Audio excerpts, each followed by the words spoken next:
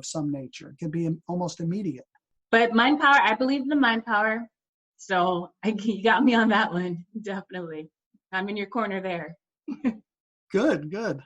Now, you have 11 books out? Yes, I just recently published my 11th book, which was quite an experience. The 11th book is called The New Normal, a spiritual, metaphysical, and common sense take on the 2020 coronavirus emergency and its after effects. And so, we know we're not that far into this emergency yet, a few months. And so this is kind of quick to come up with a book like this. Oh, by the way, in case so I don't forget, I have just made this book absolutely free on Amazon's Kindle. So people can go to Amazon, and if they don't have a Kindle reader, they can get the app or program for their computer or phone or whatever for free. But they can get this book for free. It's called The New Normal. And but this was an experience. I'm going to open up to the preface here. And I sat down and started writing this book at 6:15 a.m. on a Sunday morning, April 12th. And within just a few days, it was finished. But the amazing thing is that within 21 days, I actually had this book published. And when I woke up and wrote the book, started the book on a Sunday, I had no idea. Like I had in my mind before, well, it'd be great to write something about what's going on right now, but I don't know what I would say. And then one day I just woke up and it was like the title popped into my head and I just started writing, and it was just a whirlwind. And then, understand that any other book I've ever got, my first book took me 9 years from when I started writing it to when I published it. 9 years. And it's a fairly short book also. This book here, The New Normal, you can read in one sitting. So that took me 9 years. And other books I've written in as little as a couple of days, my shorter books, but it always takes me months to get them published because I have this, proofreading and, there's just so many things that I do. But this all just happened so fast. Like I wasn't even participating. Like I was just an observer of what was going on. And I turned around 3 weeks later and it's actually published on Amazon, when just 22 days before, I didn't even have the idea in my head that I'd be writing a book. It was surreal. It was really unbelievable. And so this is my 11th book now. Yeah. What made you decide to just have it free on the Amazon? Well, that's a good question. And I also, since then, I've made 2 more of my books free on Amazon Kindle, Aware Power Functioning and The Supernatural Power of Thought. And well, the idea with this book, it's just automatically, I knew that I just need to give this to people. Obviously, you can't give the print book away because it costs money to print and to ship. But I knew that this was just a service to the community, the worldwide community, to just not have money be in the way. If anyone cares what I have to say on this subject, then they can do it. There's absolutely no barriers. The Kindle program is free. The book is free. And then, though, I just now, a few days ago, a couple more of my books are now free on Kindle, and there will be 3 more soon that will be. I just think right now people are, the financial state of our country is in a shambles. 40-something million people have become unemployed in the last 10 weeks or so. And I follow more than just the mainstream media, so I have a pretty good grasp, I think, on how bad things are and how bad they're going to be and how long they're going to last. And it's worse, and it's going to last longer, in my opinion, than people think, than the average person who's just watching the nightly news or something at 5 o'clock thinks. And so I think that it's just a great service that I can provide some of my important writings for free to people now. Just remove the barriers. Of course, on my website, they can get a Track Money Forever free PDF when they sign up for my free monthly Mind, Power, and Money e-zine. And there are some other books that if I put them for free, it will mess up my algorithms on Amazon, and I'll lose a lot of it could actually in the long run make it harder for people to find. So there's some of them I haven't, but I am going to have the 6 books now. I've got four other books that I'm working on right now that I should be able to publish in the near future. And I'm planning on putting all of those free out of the gate on Amazon as well, Kindle, for the foreseeable future. So it's just become a part of what I'm doing now. Wow, that's very generous of you. Well, I just feel like it's, I don't even look at it I just look at it as I'm just do what I'm called to do, and trying to help the most people in the best way I can. And I do know that probably anyone can figure that when you have a free book, it people will download it more often than, especially if they don't know you. Free book, they'll download that quicker, and so that gets the writings into more people's hands, and it gets my name out there to other people who might not have known it. But it also exposes them to the fact that, oh, he's got some other books too. And because I think each of my books is like a piece of the puzzle, and I want people to be able to really access anything like, my books as easily as possible. I mean, the most expensive book I have in print is $7.95. I have several at $4.95, at least one or two at $5.95, and some at $6.95.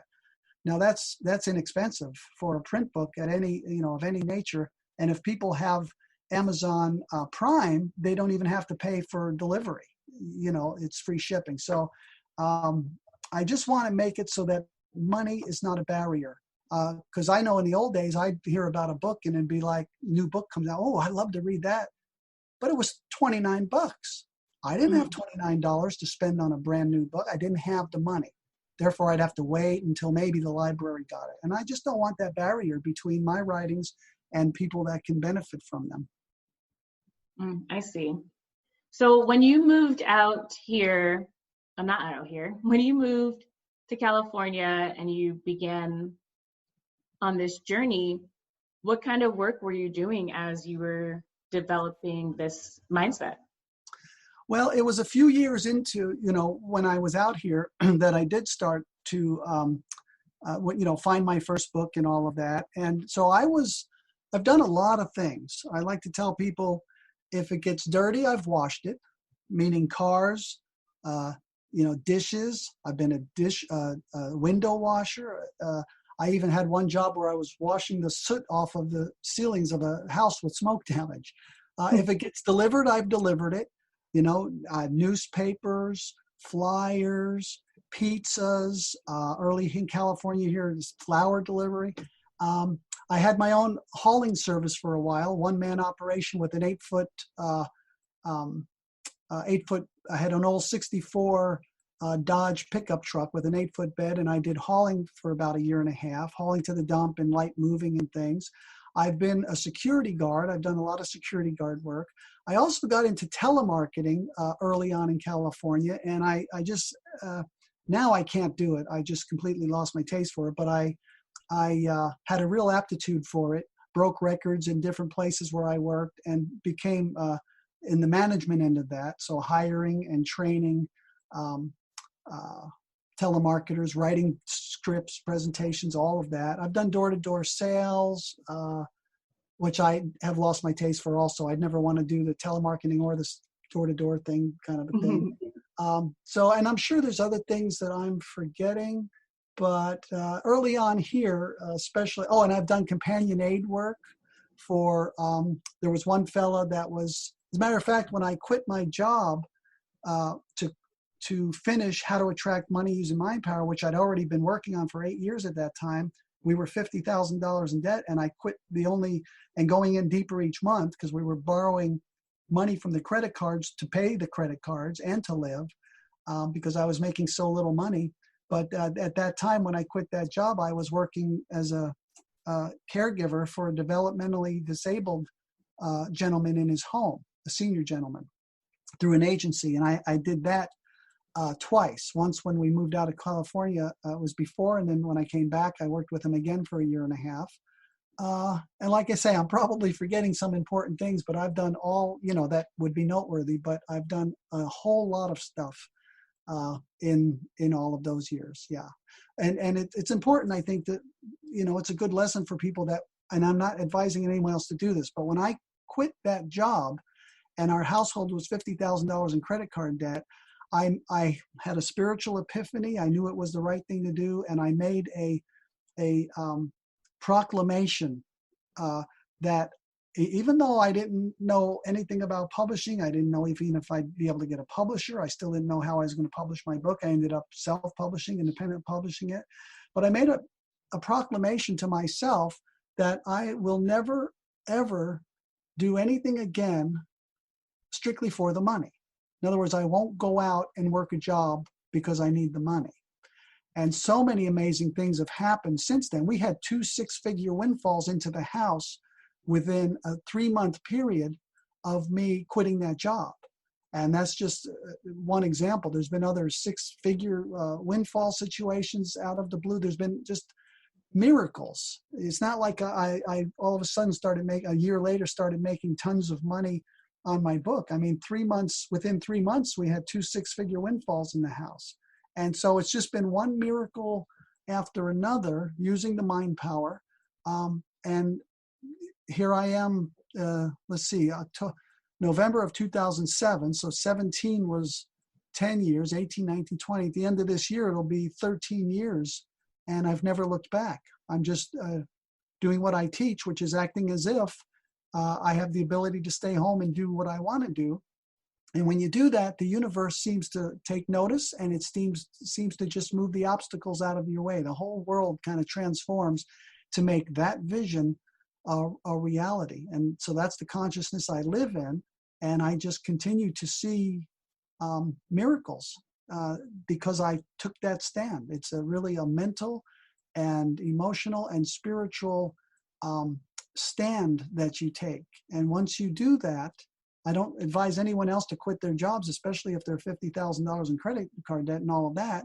But if it's ever right for them, I would not, tell them not to do it either. Even though it seems to not make sense, for me, it was the absolute right thing. It was the thing I had to do if I was going to move forward. And actually, because I had the dream of being a writer for decades before that time, since in my early 20s. When I started reading all this stuff, I said, well, I'd like to be able to share this stuff someday. And I wrote little booklets that I kind of self-published many years ago, just print down at the corner print shop or whatever. And, but when you take a stand, when you have clear intentions, and when you learn how to think, feel, image, and speak correctly, really, there's no limits to what you can accomplish. And especially if you have the drive to do it and not give up. Right. Yes, it does. And the funny thing, it takes discipline. Like you do have to discipline yourself and train yourself to think and do and act and feel and be in a different way. But the funny thing about discipline is when you stick with it a little bit, the same things require less and less discipline because the phenomena of habit starts to kick in, because as human beings, we will habitually do what we habitually do. So the more we do something, no matter how odd, strange, uncomfortable, or unlike the way we used to do things, the more we do them in a new way, the more we're building new neural pathways in our brain, the more we're getting more used to or acclimated to the positive hormones that are released by the brain when we think positively as opposed to negatively, and all of that. So in the beginning, it definitely does require drive and discipline, and all the way through. But the discipline part of it actually decreases because habit kicks in and starts taking the place of that. And then you just normally do what in the beginning was hard for you to push yourself to do. And that's the great thing about it, is that it gets easier and your results get greater and greater. But you still need to keep that. You use the word drive. You still need to keep that. If you're not always looking ahead and seeing that there's something else to accomplish, and this is why people who are famous and then not famous, or they win the gold medal, let's say at the Olympics, and then and these kind of people, they take a dive after that. They become depressed. Their lives take a nosedive, and it's because they had this positive vision. They use their resources, a lot of which is mind power, even if they don't realize it, to accomplish that, but they don't have a vision beyond that. And so when they reach that, and then it's done, or they become a successful movie actor or whatever, but then their career takes a dive. A lot of times they never come back from that because they don't have any